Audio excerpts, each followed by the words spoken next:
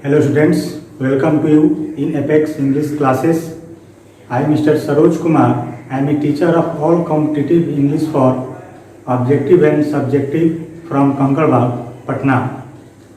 मैं इस वीडियो में आप लोगों को SSC, CGL, CHSL, CPO, stenographer इत्यादि में पूछे जाने वाले कॉमन एरर के बारे में बताने जा रहा हूँ।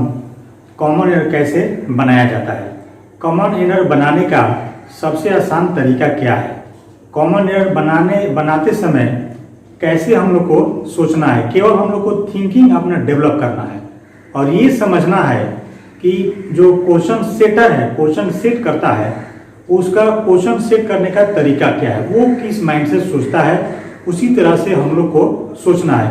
सिर्फ क्वेश्चन बनाने के तरीका को जानना है और ग्रामर का स्ट्रक्चर को तो याद रखना ही होगा। बाद बाकी कॉमन एरर आपका बनने लगेगा। तो सबसे आसान तरीका क्या है, रखना क्या है, जल्दी कैसे बनाना है। मेन चीज है कि कॉमन एरर को जल्दी बनाना है।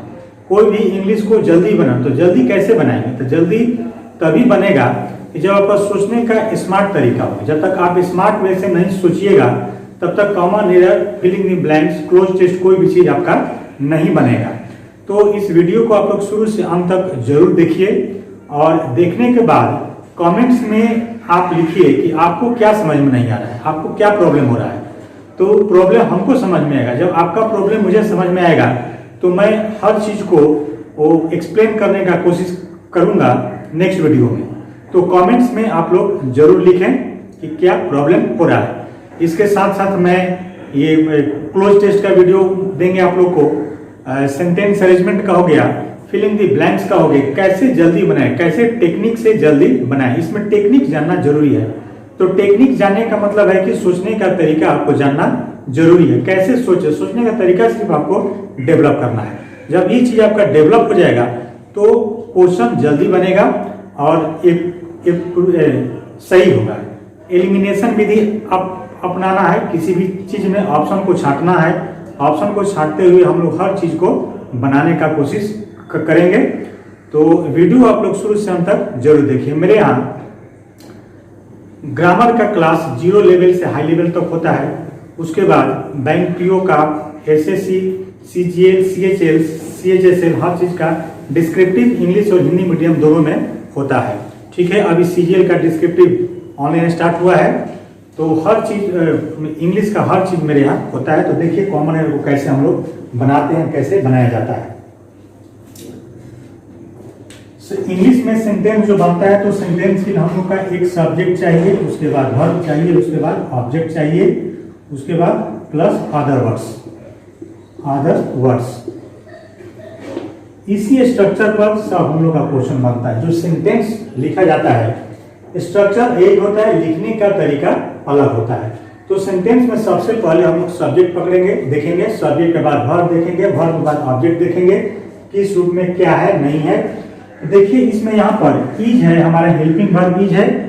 इसमें सब्जेक्ट जो है यहाँ से यहाँ तक हो गया, सब्जेक्ट यहाँ से यहाँ काम करने लगा, लेकिन सब्जेक्ट का रूप है किस रूप में है, ये noun plus preposition plus noun, noun plus preposition plus noun, इस रूप में सब्जेक्ट हमारा आया है।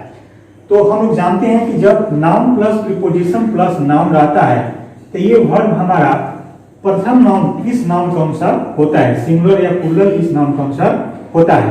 ठीक है, तो अब हम देखेंगे कि इज सिंगुलर है तो इज के लिए हमारा सिंगुलर नाउन है कि नहीं। तो द मेन पर्पस नाउन हमारा सिंगुलर है, इसलिए इज यहाँ पर सही है, ये पार्ट हमारा सही है।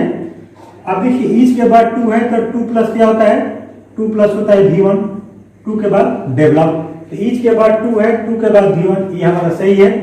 एक क्लोज रिलेशनशिप, एक क्लोज रिलेशनशिप, ये भी सही है। एक रिलेशनशिप हमारा नाउन का काम करने लगा, इसके पहले तो एडजेक्टिव पहले आर्टिकल का यूज हुआ, सही है। अब देखिए यहाँ पर बिटवीन आ गया, तो प्रीपोजिशन में बिटवीन का प्रयोग हमेशा कितने के लिए करते हैं, 2 के लिए करते हैं। तो बिटवीन द 2 कंट्री, ये भी हमारा सही है। बिटवीन द 2 कंट्री, बिटवीन में हमारा कोई गड़बड़ी नहीं है, इसलिए कि यहाँ पर 2 कंट्री का बात है।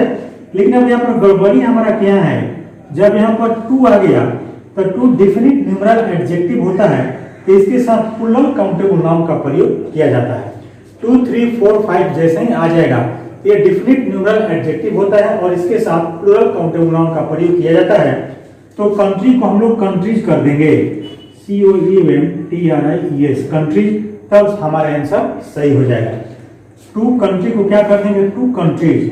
तो इसी तरह बनाएंगे हम लोग। एरर बहुत ज्यादा बोम्बास्टिक नहीं आता है, ग्रामर का रूल वही है, सिर्फ पकड़ना है। कैसे पकड़ना है, तो पकड़ने के लिए एक एक चीज पर गौर हम लोग करते चलेंगे। क्लियर? तो टू के बाद क्या कर देंगे, कंट्रीज कर देंगे। अब इसका हिंदी देख लीजिए एक बार, क्या होगा मीनिंग। जब noun plus preposition plus noun के फॉर्मेट में सब्जेक्ट आता है तो प्रीपोजिशन के बाद से हम लोग ऐसे पढ़ते हैं, the main purpose of the visit, visit का मुख्य उद्देश्य इज टू डेवलप, विकसित करना है, एक क्लोज रिलेशनशिप, एक क्लोज रिलेशनशिप विकसित करना है बिटवीन द टू कंट्रीज, दो देशों के बीच में। क्लियर? तो टू के बाद क्या कर देंगे, कंट्रीज कर देंगे। चलिए नेक्स्ट कॉमन देखते हैं। I left no stone unturn. अब देखिए आई के बाद लेफ्ट, लेफ्ट यहाँ V2 है, लेफ्ट जब V2 हो गया इसका मतलब सेंटेंस हमारा पास्ट इंडेफिनिट टेंस में जाने लगा। पास्ट इंडेफिनिट में सब्जेक्ट प्लस V2 का प्रयोग होता है। तो I left no stone unturn, I left no stone unturn, unturn नहीं यहाँ पर अनटर्न होगा, unturn, left no stone unturn to achieve for my object. अब देखिए फॉर माई ऑब्जेक्ट के बदले यहां पर आपका आंसर हो जाएगा टू अचीव है, यहां पर हो जाएगा my objective, my objective, objective. अब देखिए क्या होगा, leave no stone unturn, leave no stone unturned phrase होता है और इसका मतलब होता है कोई कसर नहीं छोड़ना। तो I left no stone unturn, unturn होता है, अनटर्न नहीं अनटर्न होता है, ईडी यहाँ पर लगा रहता है। तो I left no stone unturn, मैंने कोई कसर नहीं छोड़ी। टू अचीव, अब देखिए टू अचीव प्राप्त करने के लिए, फॉर माई ऑब्जेक्ट अपना वस्तु प्राप्त करने के लिए मैंने कोई कसर नहीं छोड़ी। कि अपना वस्तु प्राप्त करने के लिए कि अपना लक्ष्य प्राप्त करने के लिए, अपना लक्ष्य प्राप्त करने के लिए। तो लक्ष्य के लिए क्या होता है, ऑब्जेक्टिव होता है ना कि ऑब्जेक्ट होता है। तो फॉर माई ऑब्जेक्ट को क्या कर देंगे, माई ऑब्जेक्टिव हम लोग कर देंगे, हमारे आंसर सही हो जाएगा। इसलिए कि टू तो यहाँ ही है, टू के बाद वन यहाँ पर है, यहाँ पर तो बिल्कुल सही, मेन बात एक ही है यहाँ पर है आपका। तो I left no stone unturn, मैंने कोई कसर नहीं छोड़ी। टू अचीव माई ऑब्जेक्टिव, अपना उद्देश्य प्राप्त पाने के लिए मैंने कोई कसर नहीं छोड़ी। क्लियर? तो इसका आंसर क्या हो जाएगा, माई ऑब्जेक्टिव हो जाएगा। इसको मैं मिटाता हूं।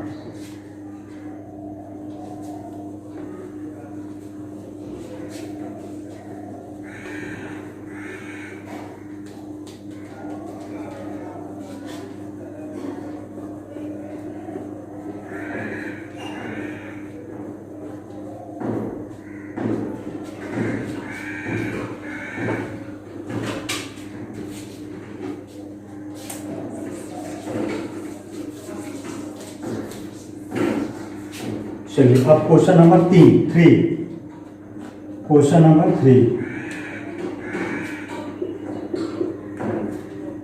The job of drawing water, the job for drawing water. ये पार्ट हो गया। From the village, from the village, from the village will is usually, be part हो गया, usually carried out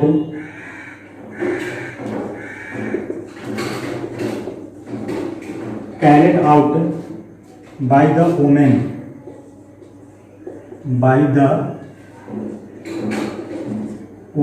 and young girls,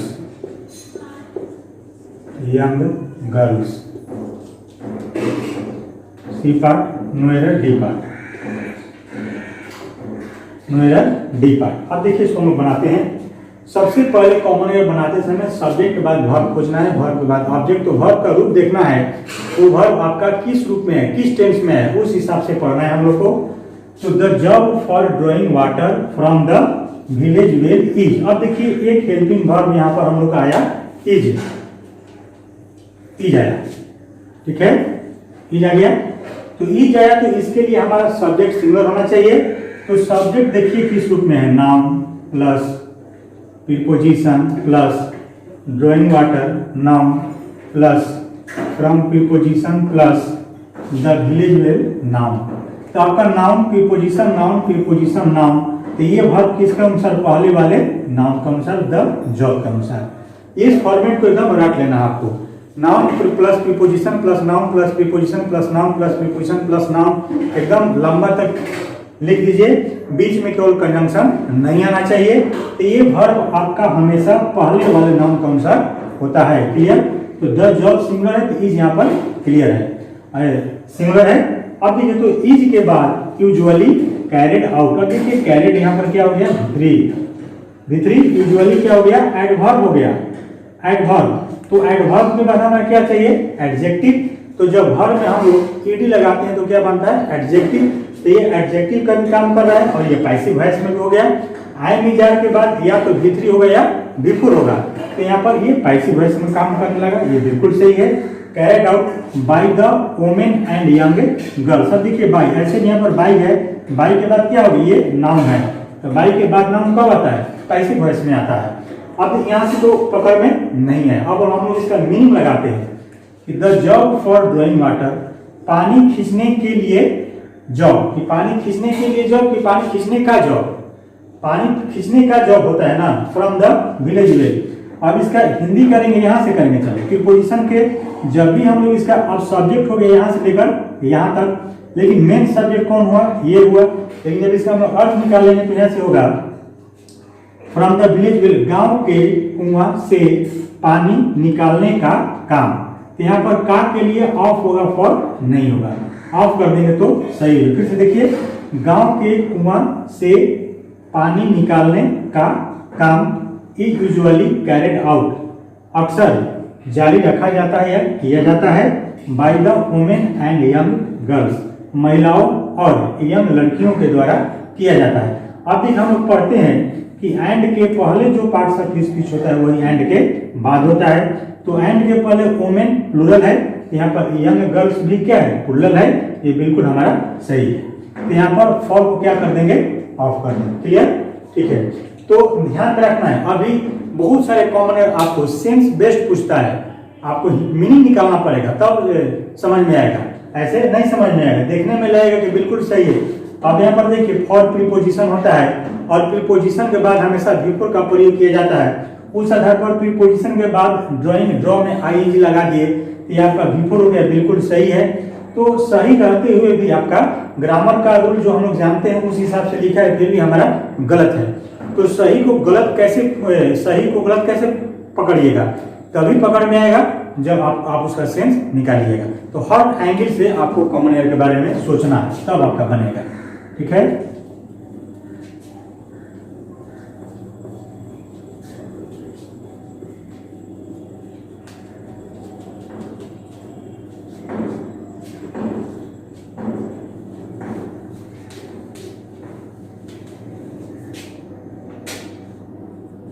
next question number 4।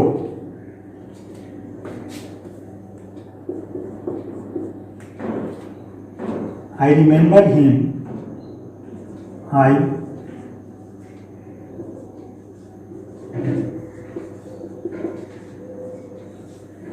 I remember him as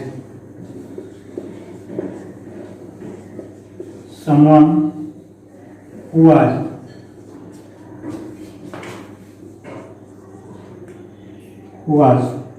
a lot nicer.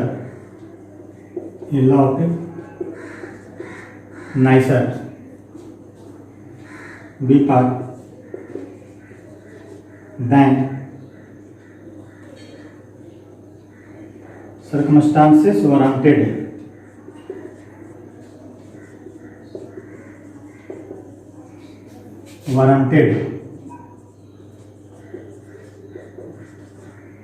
C part, no error, D part, ठीक है। अब देखिए हम लोग पढ़ते हैं कि प्रेजेंट और पास्ट का कॉम्बिनेशन नहीं होता है, लेकिन प्रेजेंट और पास्ट का भी कॉम्बिनेशन अपवाद में होता है। जैसे समझ लीजिए, जिस ट्रेन से मैं प्रतिदिन जाता हूं, जिस ट्रेन से मैं प्रतिदिन जाता हूं, आज वह ट्रेन छूट गई। अब देखिए, जिस ट्रेन से मैं प्रतिदिन जाता हूं, प्रेजेंट इंडेफिनिट में, आज वह ट्रेन छूट गई पास्ट में, इसलिए मुझे दूसरी ट्रेन से जाना पड़ा था। तो पास्ट और प्रेजेंट का कॉम्बिनेशन हो गया, बिल्कुल सही है। तो इसमें भी हम लोग ग्रामर कहता है कि एक क्रिया पास्ट में तो दूसरी क्रिया भी पास्ट में हो जाएगी। तो ये रूल भी कभी कभी आपका फेल हो जाता है और अपवाद में क्वेश्चन सेंस बेस्ड क्वेश्चन बनने लगता है। जैसे कि अब देखिए इसमें क्या है, आई रिमेम्बर, तो आई के बाद रिमेम्बर तो प्रेजेंट इंडेफिनिट टेंस में है। आई रिमेम्बर हिम, मैं उसे याद करता हूँ, एज, क्योंकि someone who was.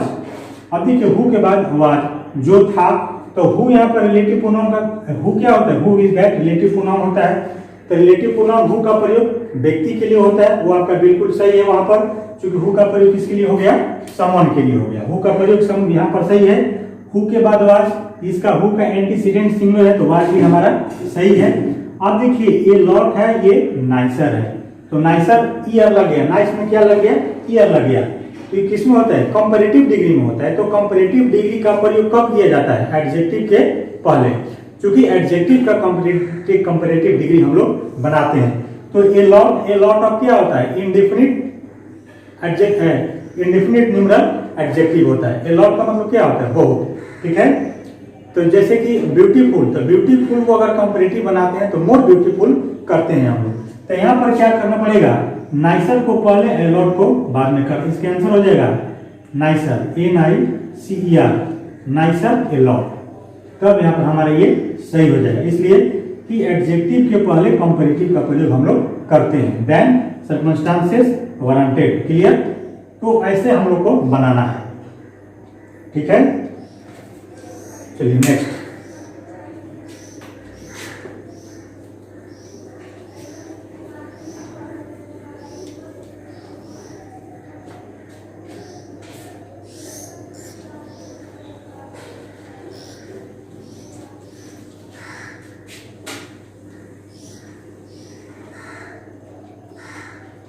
several days,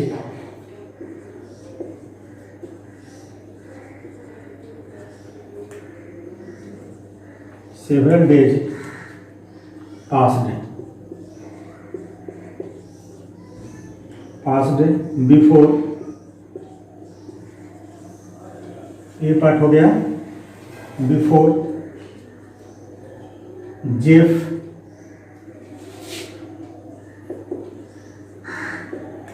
कोई व्यक्ति का नाम है Jeff, worked up,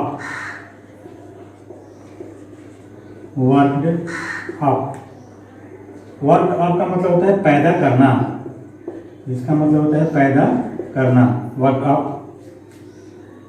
enough. B part हो गया, courage to return to the house, enough courage, courage to return to the house, no error,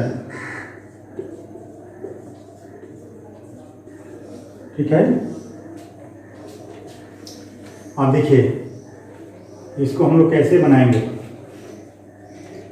several days past, V2 कई दिन बीत गए, बिफोर जेफ वर्कड अप, यहां पर भी क्या हो गया, V2, इनफ करेज, यानी कि जेफ को पर्याप्त साहस उत्पन्न, पर्याप्त साहस जुटाने में कई दिन बीत गया, to return to the house, घर लौटने के पहले। अब देखिए यहाँ पर क्या है, बिफोर है, यहाँ पर क्या है, बिफोर है।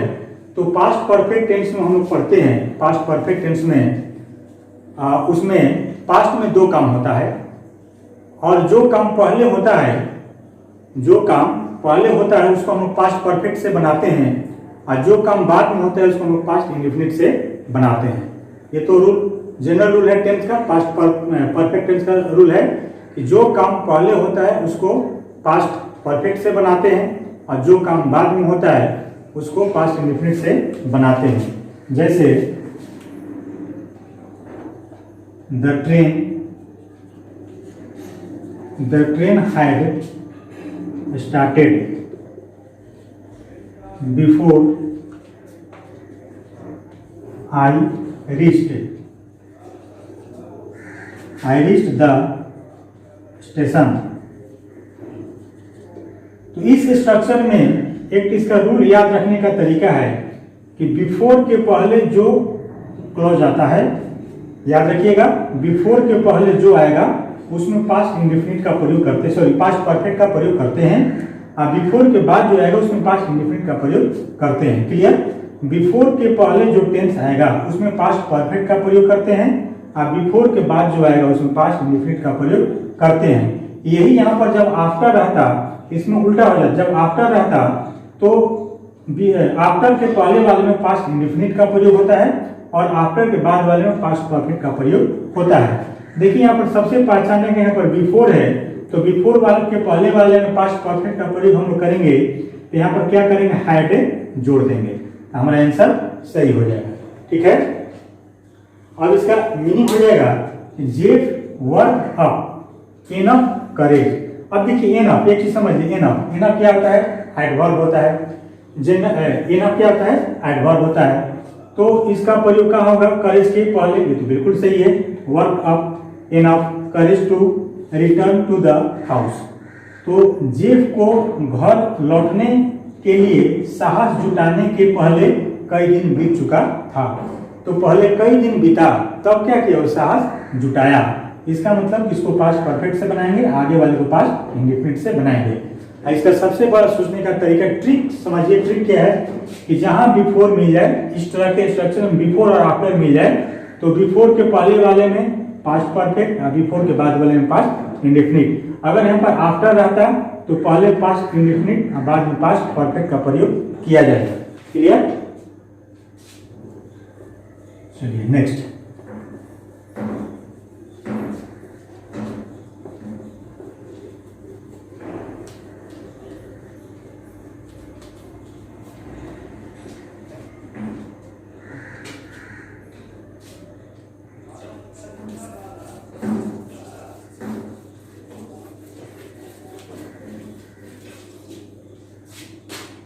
Question number 6।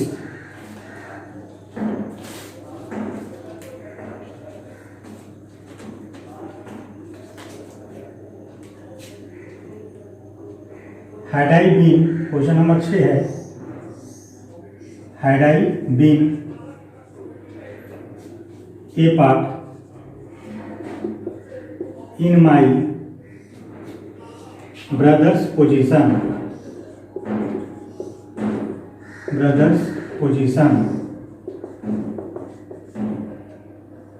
B part, I would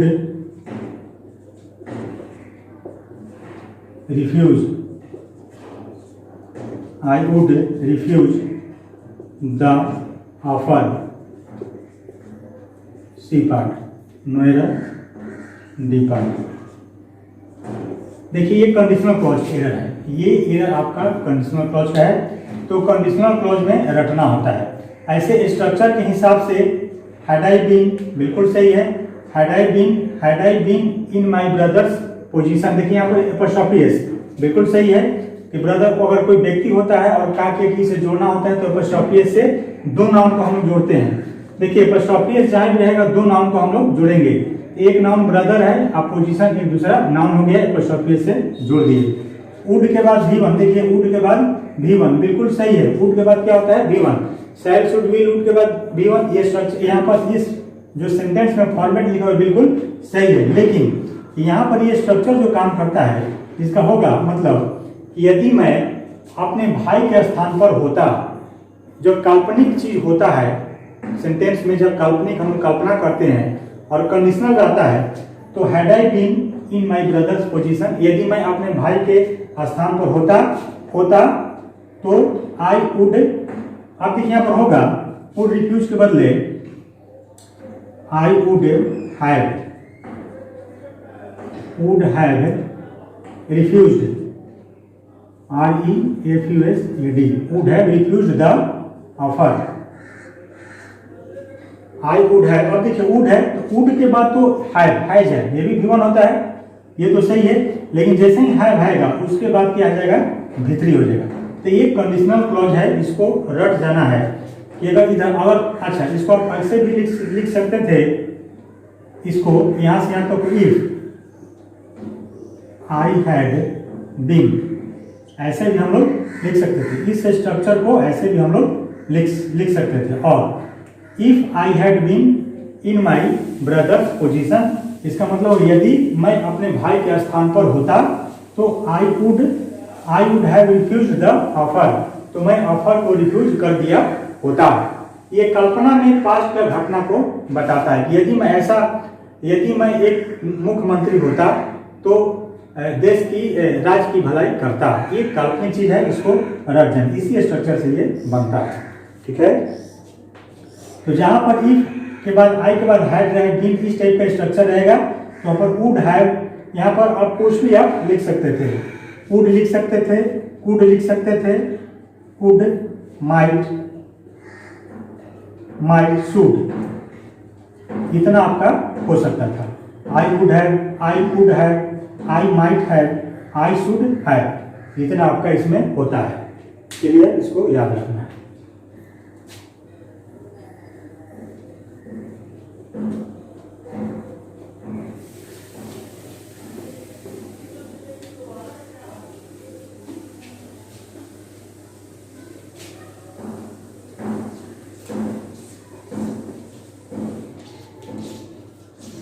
चलिए नेक्स्ट,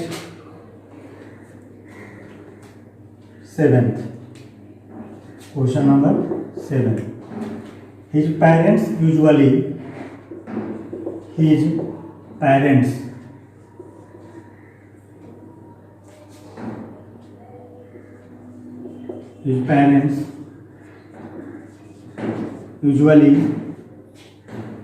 spent, ये पार्ट हो गया, their summer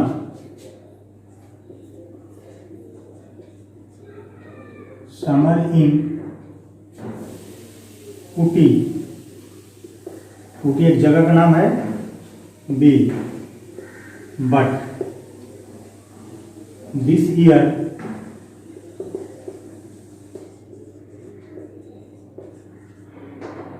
they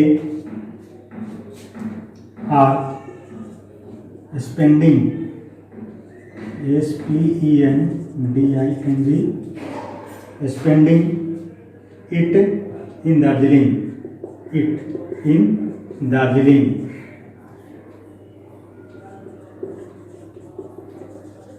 C part हो गया, no error,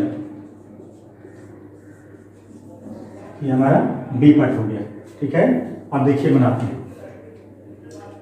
His parents usually spend, उसके माता पिता अक्सर बिताते हैं। अब देखिए स्पेंड हमारा क्या होता है, V1, तो ये V1 है, तो ये प्लुरल है। वर्ब हमेशा मूल रूप में क्या होता है, प्लुरल, तो ये प्लुरल है। तो हिज पेरेंट्स, माता पिता भी क्या है, प्लुरल है, ये तो सही है। अच्छा, यूजुअली का मतलब क्या होता है, अक्सर। हाँ, जो काम बार बार होता है हैबिचुअल होता है। तो प्रेजेंट इंडिफिनिट में भी प्रेजेंट, कोई भी चीज जब हैबिचुअल होता है उसमें प्रेजेंट इंडिफिनिट का प्रयोग किया जाता है या पास्ट इंडिफिनिट का प्रयोग किया जाता है। तो his parents usually spend there, अब यहाँ पर देखिए देयर आ गया, तो देयर किसका होता है, दे का होता है। तो दे क्या होता है, प्लुरल होता है। इसके लिए हमारा प्लुरल सब्जेक्ट होना चाहिए, तो प्लुरल सब्जेक्ट हमारा हिज पेरेंट्स है। तो उसके माता पिता अक्सर बिताते हैं अपना, तो अपना जो है किसके लिए, उसके माता पिता के लिए आया, अपना समर बिताते हैं इन ऊटी, अक्सर ऊटी में बिताते हैं। बट, अब देखिए बट, लेकिन जैसे ही बट आ जाए तो बट कंजंक्शन में हमेशा अपोजिट मीनिंग वाला क्लॉज लेकर आता है। इसके बाद वाला जो क्लॉज आएगा, इसके बाद जो सेंस देगा, इसके पहले वाला का उल्टा देगा, अपोजिट सेंस देगा। अगर इसमें पॉजिटिव है तो इसमें निगेटिव देगा, अगर इसमें प्रेजेंट है तो इसमें पास्ट देगा, अगर इसमें पास्ट है तो इसमें प्रेजेंट देगा। दोनों सेम चीज लेकर नहीं आएगा। बट लेकिन this year they are spending. अब देखिए बट दिस ईयर इस वर्ष, लेकिन अब वर्तमान में बात होने लगा। दे पर गौर करेंगे कि दे किसके लिए आया, तो दे हिज पेरेंट्स के लिए आ गया, ये तो बिल्कुल सही है। दे के बाद आर बिल्कुल सही है। दे आर स्पेंडिंग इट, आप देखिए इट आया, इट प्रोनाउन होता है, हर प्रोनाउन पर गर्व करना है, ध्यान देना है कि प्रोनाउन किसके लिए आया। तो यहाँ पर इट आया, तो इट किसके लिए आया, इसे बिताते हैं, किसे, समर को बिताते हैं। इट आ गया हमारा समर के लिए, ये हमारा बिल्कुल सही है। इन दार्जिलिंग, दार्जिलिंग एक बड़ा जगह है, उसके पहले इन का प्रयोग है, बिल्कुल सही है। लेकिन इसमें गड़बड़ी क्या है कि ये भी प्रेजेंट में है और ये भी प्रेजेंट में है, दोनों क्लॉज प्रेजेंट में है। ऐसा कभी नहीं होगा, इसलिए नहीं होगा कि यहाँ पर बट का प्रयोग, बट कंजंक्शन का प्रयोग किया गया है। तो दिस ईयर इस वर्ष, तो इस वर्ष यानी कि वर्तमान का बात होने लगा, तो बट के बाद वाला क्लॉज हमारा सही है। स्पेंड को क्या कर देंगे, स्पेंड कर देंगे, SPEND स्पेंड, इसको हम लोग V2 कर देंगे, तब हमारा क्या हो जाएगा, सेंटेंस से सही हो जाएगा। ठीक है, तो हिज पेरेंट्स यूजुअली स्पेंड, उसके माता पिता अक्सर बिताते थे देयर समर, अपने गर्मी को ऊटी में अक्सर बिताते थे। तो अक्सर हाँ बिताते थे, हर साल बिताते थे, लेकिन इस वर्ष वे दार्जिलिंग में बिता रहे हैं। ये बट से पकड़ में आ रहा है कि यहाँ पास्ट की जरूरत है, और आगे दिस ईयर से क्लू मिल रहा है कि हम लोग को प्रेजेंट की जरूरत है। क्लियर, ऐसे गौर करके हम लोग को बनाना है। चलिए नेक्स्ट क्वेश्चन अब हम लोग बनाते हैं।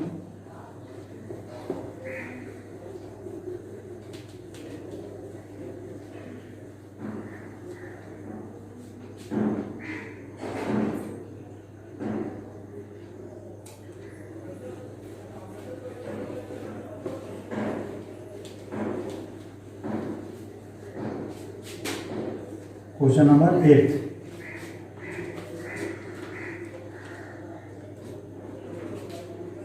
he lost, क्वेश्चन नंबर 8 है, he lost heart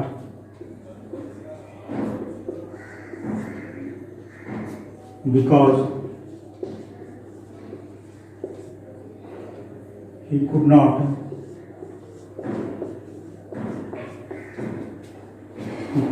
cope up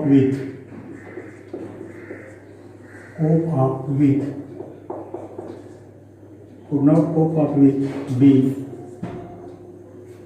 difficulties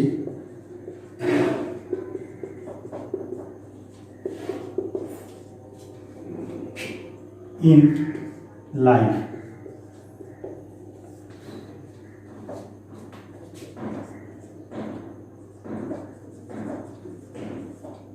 अब देखो इसको कैसे हम लोग बनाएंगे, देखिए कैसे इसको हम लोग बनाएंगे। He lost heart, वह अपना हिम्मत खो दिया। लॉस्ट V2 हो गया। बिकॉज, क्योंकि, अब देखिए बिकॉज कंजंक्शन, बिकॉज मीन्स क्या होता है, क्योंकि। अब बिकॉज आपका मतलब क्या होता है, के कारण। तो बिकॉज के बाद हमेशा क्या आएगा, सेंटेंस, बिकॉज प्लस यहाँ पर सेंटेंस। तो सेंटेंस के लिए क्या चाहिए, सब्जेक्ट प्लस वर्ब, तो सब्जेक्ट के बाद वर्ब है, फर्स्ट पास्ट में हो गया, तो ये भी कुड हमारा किस में है, पास्ट में है, ये हमारा सही है। कुड नॉट, कुड के बाद हमारा फिर V1 होता है, तो कोप अप विथ, बिल्कुल यहाँ पर कुड के बाद V1 सही है। The difficulties in life. अब देखिए यहाँ पर गड़बड़ी क्या है, कोप अप विथ का मतलब होता है किसी, कोप अप विथ का मतलब क्या होता है, किसी व्यक्ति से सामंजस्य बैठाना। यहाँ समझ लीजिए, किसी व्यक्ति से सामंजस्य बैठाना, इसका आंसर होगा कोप विथ। इसका मतलब होता है किसी परिस्थिति से सामंजस्य बैठाना,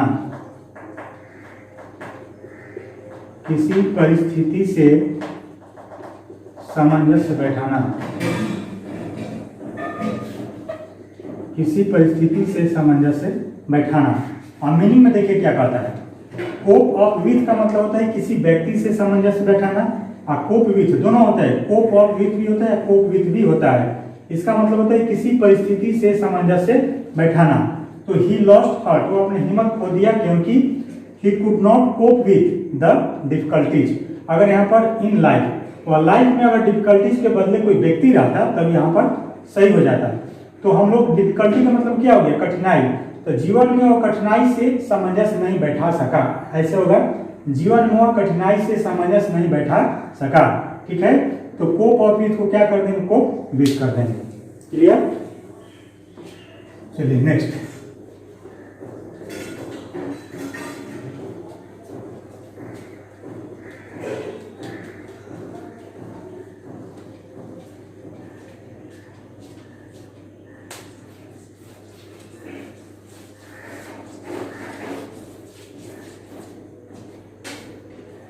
question number 9।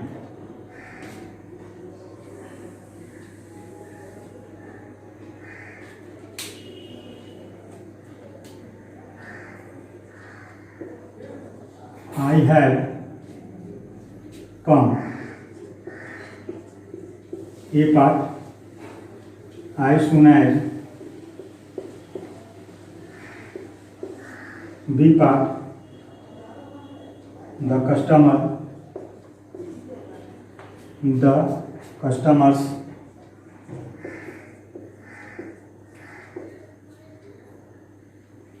leave your shop।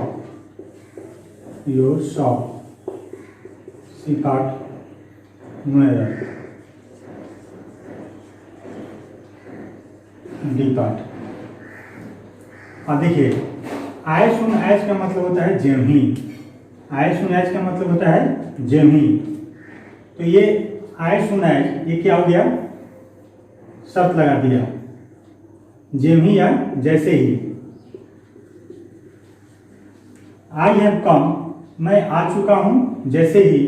The customers leave your shop, जैसे ही कस्टमर आपका दुकान छोड़ेंगे। अब देखिए इसमें कंडीशन का काम करने लगा। एक रूल होता है कि यदि दो वाक्य फ्यूचर में होता है और एक में शर्त लगा होता है और एक में शर्त नहीं लगा होता है, तो जिसमें शर्त लगा होता है उसको प्रेजेंट इंडेफिनिट से बनाते हैं और जिसमें शर्त नहीं लगा होता है उसको हम लोग फ्यूचर इंडेफिनिट से बनाते हैं। तो इसका होगा कि जैसे ही मैं आऊंगा,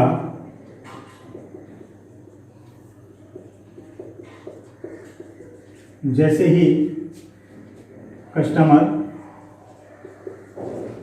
कस्टमर्स चले जाएंगे। देखिए दोनों फ्यूचर में है। मैं आऊंगा जैसे ही, यहाँ पर ये शर्त लग गया, जैसे ही कस्टमर चले जाएंगे। तो जिसमें शर्त लग जाएगा उस क्लॉज को हम लोग प्रेजेंट इंडेफिनिट से बनाएंगे और जिसमें शर्त नहीं लगा रहेगा उसको हम लोग फ्यूचर इंडेफिनिट से बनाएंगे। क्लियर। यही रूल इसमें काम करता है। तो यहाँ पर हैव के बदले क्या कर देंगे, विल कर देंगे, विल या शैल कर देंगे कि आई विल कम, मैं आऊंगा जैसे ही कस्टमर चले जाएंगे। तो इसको, इस रूल को आप लोग को याद रखना है कि फ्यूचर में दो वाक्य होता है और एक में शर्त लगा होता है और एक में शर्त नहीं लगा रहता है। तो जिसमें शर्त लगा रहता है उसमें उसको प्रेजेंट इंडेफिनिट से बनाते हैं और जिसमें शर्त नहीं लगा रहता है उसको फ्यूचर इंडेफिनिट से बनाते हैं। जरूरी नहीं है कि शर्त वाला बाद नहीं आएगा, शर्त वाले पहले भी आ सकता है, कंडीशनल क्लॉज पहले भी आ सकता है और बाद में भी आ सकता है। जैसे यदि राम पढ़ेगा तो पास करेगा। तो यदि राम पढ़ेगा, if Ram reads he will pass. Clear. इसको मिटाते हैं।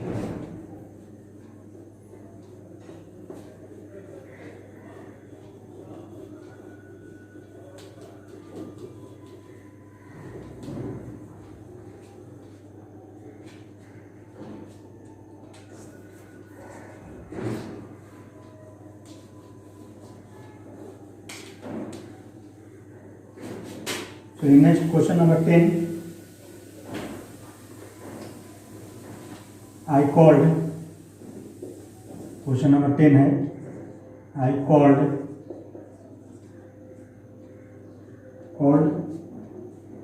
A on his house study।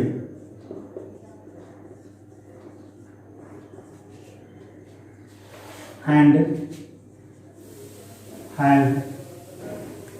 had given him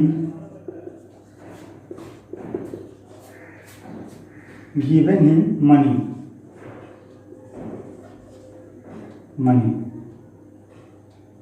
यहाँ तक ये पार्ट है, यहाँ ये बी पार्ट हो गया, ये सी पार्ट, नो एरर। ये हमारा हो गया डी पार्ट, ठीक है। अब देखिए, I called on his house. Call on का मतलब होता है जाकर मिलना। कॉल ऑन का मतलब क्या होता है? जाकर मिलना। I called on his house, मैं उसके घर पर उससे कल जाकर मिला। यस्टरडे भूतकालिक समय सूचक शब्द है। यस्टरडे हो गया, 2 days बिफोर हो गया। कोई भी भूतकालिक समय सूचक शब्द का प्रयोग पास्ट इंडेफिनिट में हम लोग करते हैं, तो पास्ट इंडेफिनिट में भी तो बिल्कुल सही है। एंड, और अब देखिए एंड हो गया, एंड हैव गिवन हिम, और मैंने उसे दिया। देखिए हैव है, तो हैव के लिए सब्जेक्ट कौन है? आई है। तो एक क्रिया पास्ट में हो गई, तो दूसरी क्रिया प्रेजेंट में कैसे होगा? नहीं होगा, तो इसको भी पास्ट में भेजना पड़ेगा, ठीक है। अब देखिए, यहाँ पर हैड नहीं करेंगे, इसलिए नहीं करेंगे क्योंकि यहाँ पर यस्टरडे है। कल मैं गया था, कल मैं उससे मिलने गया था और उससे रुपया दिया था। दे चुका था नहीं, कल मैं उससे मिलने गया था और उससे रुपया दिया था। कोई भी भूतकालिक समय सूचक शब्द का प्रयोग पास्ट इंडेफिनिट में किया जाता है। तो हैव गिवन को हम क्या कर देंगे? गेव कर देंगे।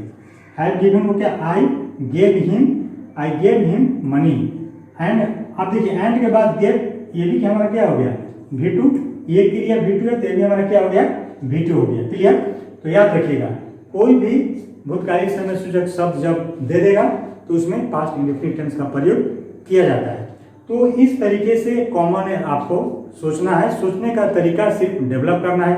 ग्रामर के चैप्टर को बार बार आपको रिवीजन करना है। जब तक रिवीजन नहीं कीजिएगा तब तक दिमाग माइंड में वो नाचेगा नहीं, और जितना प्रैक्टिस आपका होगा उतना ही वो सब याद होते जाएगा, तरीका आपका डेवलप हो जाएगा। तो मेरे चैनल को सब्सक्राइब जरूर कीजिए और मित्रों में शेयर जरूर कीजिए, लाइक कीजिए, और कमेंट्स में मेरा डिमेरिट्स लिखकर आप लोग भेजिए कि आप लोगों को समझने में क्या दिक्कत हो रहा है। आप फिर से एक बार मैं बता दूं कि मेरे यहाँ बेसिक से लेकर इंग्लिश ग्रामर का कंपटीशन के लिए बेसिक से लेकर हाई लेवल तक होता है। CGL, CHSL, MTS, bank PO का डिस्क्रिप्टिव हिंदी इंग्लिश दोनों मीडियम में होता है। तो इंग्लिश का कंप्लीट कोर्स मेरे यहाँ होता है, ठीक है। तो जैसा आपको जरूरत पड़े आगे, तो बैच स्टार्ट होते रहता है, आप कॉन्टैक्ट नंबर से कॉन्टैक्ट कर सकते हैं। ओके।